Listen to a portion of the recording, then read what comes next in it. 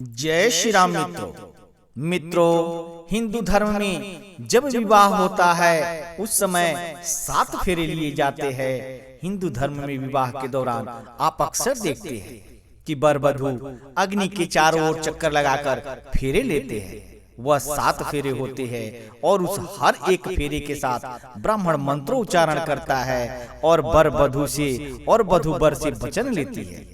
लेकिन यह मंत्र संस्कृत में होते हैं, जिस कारण बहुत सी लोग इनके अर्थ से अनजान रहते हैं, जिन्हें हम सप्तपदी नाम से जानते हैं। सप्तपदी के 7 तरह के वचन होते हैं जिन्हें वर और वधू के लिए बताया जाता है। लड़की यह वचन अपने होने वाले पति से मांगती है। यह 7 वचन दाम्पत्य जीवन को प्रेम और खुशहाल और सफल बनाने के लिए बहुत ही महत्वपूर्ण भूमिका निभाते हैं। अक्सर देखा जाता है लोग विवाह के बाद इन 7 वचनों को भूल जाते हैं, इसलिए उनके दाम्पत्य जीवन में बाधा उत्पन्न हो जाती है। तो आइए आपको बताते हैं कि विवाह के दौरान वर वधू द्वारा लिए जाने वाले 7 वचन कौन से हैं और उनके मायने क्या है। मित्रों, हिंदू धर्म में विवाह के समय 7 फेरे 7 वचन के साथ लिए जाते हैं और हर फेरे का एक वचन होता है जिसके जरिए वर वधू जीवन भर हर तरह के साथ निभाने की प्रतिज्ञा लेते हैं। हिंदू प्रथा में इन 7 फेरों और 7 वचन का बड़ा ही महत्व है। 2 लोगों का शारीरिक और आत्मिक रूप से एक होना, जिसे विवाह का पवित्र बंधन कहा जाता है। कहते हैं कि मनुष्य 7 जन्म लेता है, इसलिए वर वधू को 7 जन्मों का साथी कहा जाता है। मित्रों, इन्हीं सब महत्वों को देखते हुए विवाह के समय पति पत्नी अग्नि को साक्षी मानकर एक दूसरे को 7 वचन देते हैं, जिनका दाम्पत्य जीवन में काफी महत्व होता है। मित्रों, यदि पति और पत्नी दोनों इन वचनों के महत्व को समझे और अपने जीवन में उतारे तो कभी भी किसी भी प्रकार की परेशानी का सामना नहीं करना पड़ता है और वैवाहिक जीवन में आने वाली कई समस्याओं से निजात पाई जा सकती है। मित्रों, वीडियो को शुरू करने से पहले आपसे एक रिक्वेस्ट है कि अगर आप इस चैनल पर नए हैं और अभी तक आप इस चैनल को सब्सक्राइब नहीं किए हैं तो प्लीज आप इस चैनल को सब्सक्राइब कर लो और बेल आइकन को दबा लो, क्योंकि मैं इस चैनल पर हिंदू सनातन धर्म से जुड़ी नई जानकारियाँ रेगुलर बेस पर लेकर आता रहता हूँ, जिसका नोटिफिकेशन आपको सबसे पहले मिले और आप इसका लाभ प्राप्त कर सके। आइए अब मैं आप सबको विवाह के समय पति द्वारा पत्नी को दिए जाने वाले 7 वचनों के बारे में हिंदी में अर्थ सहित बताता हूँ। जो पहला वचन कन्या वर से मांगती है और वर से कहती है कि तीर्थ व्रतोदापन यज्ञ कर्म मया सहैव प्रियोयम कुर्याः वामा गमायामि तदा तोदीयम ब्रवीति वाक्यम प्रथमम कुमारी। यहाँ कन्या वर से कहती है कि यदि आप कभी तीर्थ यात्रा को जाओ तो मुझे भी अपने संग लेकर जाना। कोई व्रत उपवास अथवा अन्य धर्म कार्य आप करे तो आज की भांति ही मुझे अपने वाम भाग में अवश्य स्थान दे। यदि आप इसे स्वीकार करते हैं तो मैं आपके वामांग में आना स्वीकार करती हूँ, अर्थात आपकी पत्नी बनना स्वीकार करती हूँ। और होना भी ऐसा ही चाहिए, क्योंकि स्त्रियां जब भी कोई व्रत उपवास या धार्मिक अनुष्ठान करती है तो वह अपने परिवार के सभी सदस्यों के लिए मंगल की कामना करती है। इसलिए यह उचित होगा कि सभी पुरुष को अपने पत्नी को जब भी कोई धार्मिक कार्य करे तो पत्नी को अपने साथ रखे, क्योंकि हमारे हिंदू धर्म में किसी भी प्रकार के धार्मिक कृत्यों की पूर्णता हेतु पति के साथ पत्नी का होना अनिवार्य माना गया है। पत्नी द्वारा इस वचन के माध्यम से धार्मिक कार्यों में पत्नी की सहभागिता व महत्व को स्पष्ट किया गया है। जो दूसरा वचन कन्या वर से मांगती है वह वचन है पूज्यो यथासो पितरो ममापि तथे स भक्तो निज कर्म कुर्याः वामा गमायामि तदा तोदीयम ब्रवीति कन्या वचनम द्वितीयम।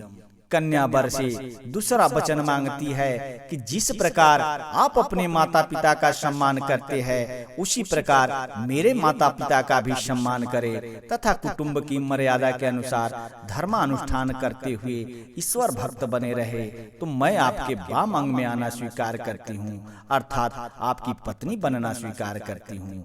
यहाँ इस वचन के द्वारा कन्या की दूरदृष्टि का आभास होता है, इसलिए इस वचन को ध्यान में रखकर वर को अपने ससुराल पक्ष के साथ सद्व्यवहार के लिए अवश्य विचार करना चाहिए। और यह बिल्कुल उचित है, क्योंकि विवाह सिर्फ लड़के और लड़की के बीच नहीं होता है, यह दो परिवारों के संबंधों का मिलन होता है। इसलिए दोनों पक्षों को एक दूसरे का सम्मान का ध्यान अवश्य रखना चाहिए। जो तीसरा वचन कन्या वर से मांगती है वह है जीवनम अवस्थात्रये पालनाम कुर्यात् वामा गमायामि तदा तदीयम ब्रवीति कन्या वचनम तृतीयम। तीसरे वचन में कन्या कहती है कि आप मुझे यह वचन दे कि आप जीवन की तीनों अवस्थाओं यानी युवा अवस्था, प्रौढ़ावस्था, वृद्धावस्था में मेरा पालन करते रहेंगे, तो ही मैं आपके वाम अंग में आने को तैयार हूँ, अर्थात आपकी पत्नी बनने के लिए तैयार हूँ। जो चौथा वचन कन्या वर से मांगती है वह है कुटुंबम संपालन सर्व कार्य कर्तु प्रतिज्ञा यदि कातम कुर्याः वामा गमायामि तदा तदीयम ब्रवीति कन्या वचनम चतुर्थः। कन्या चौथा वचन यह मांगती है कि अब तक आप घर परिवार की चिंता से पूर्णतः मुक्त थे, अब जबकि आप विवाह बंधन में बंधने जा रहे हैं, तो भविष्य में परिवार की समस्त आवश्यकताओं की पूर्ति का दायित्व आपके कंधों पर होगा। यदि आप इस भार को वहन करने की प्रतिज्ञा करें, तो ही मैं आपके वाम अंग में आ सकती हूँ, यानी आपकी पत्नी बन सकती हूँ।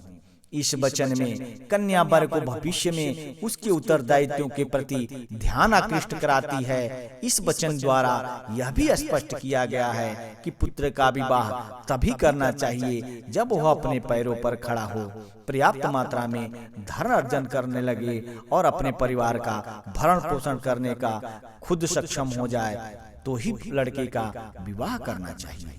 जो पांचवा वचन कन्या वर से मांगती है वह है स्वसद्यकारी व्यवहार कर्मणे व्यय ममापि मंत्र यथा वामा गमायामि तदा त्वदीयम ब्रूते वचः पंचमत्र कन्या। इस वचन में कन्या जो कहती है वह आज की परिप्रेक्ष्य में अत्यंत महत्व रखता है।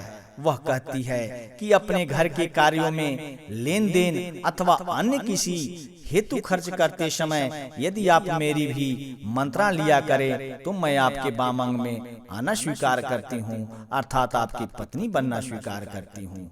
यह वचन पूरी तरह से पत्नी के अधिकार को रेखांकित करता है। अब यदि किसी भी कार्य को करने से पूर्व पत्नी से मंत्रणा कर ली जाए, तो इससे पत्नी का सम्मान तो बढ़ता ही है, साथ साथ अपने अधिकारों के प्रति संतुष्टि का भी आभास होता है। और यह वचन बिल्कुल सही है, क्योंकि जिस घर को सजाने और संवारने में अपना पूरा जीवन लगा देती है, उसी घर में किसी भी कार्य के संबंध में अगर उससे विचार विमर्श में शामिल न किया जाए, तो उसे मन में अपने अधिकारों के प्रति हीन भावना पैदा होगा, जो उचित नहीं है। इसलिए पत्नी से भी विचार विमर्श जरूर करना चाहिए, इससे उसे अपने अधिकारों के प्रति खुशी महसूस होगी।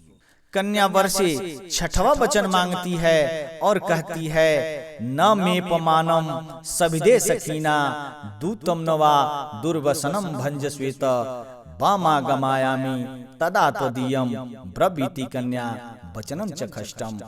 कन्या कहती है कि यदि मैं अपनी सखियों अथवा अन्य स्त्रियों के बीच बैठी हूँ, तब आप वहाँ सबके सम्मुख किसी भी कारण से मेरा अपमान नहीं करेंगे। यदि आप जुआ अथवा अन्य किसी भी प्रकार के दुर्व्यसन से अपने आप को दूर रखे, तो ही मैं आपके वाम अंग में आना स्वीकार करती हूँ, अर्थात आपके पत्नी बनना स्वीकार करती हूँ।